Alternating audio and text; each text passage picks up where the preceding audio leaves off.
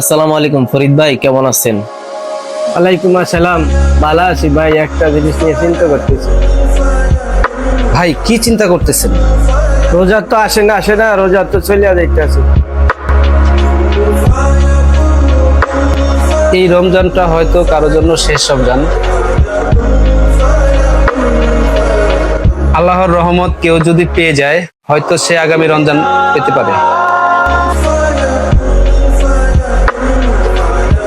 রাসূলুল্লাহ সাল্লাল্লাহু আলাইহি সাল্লাম বলেছেন, রমজান মাসে কেউ যদি রমজান পেয়ে তার গুনাহ মাফ না করতে পারে, সেই যেন ধ্বংস হয়।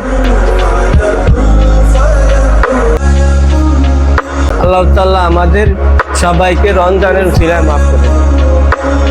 আমিন।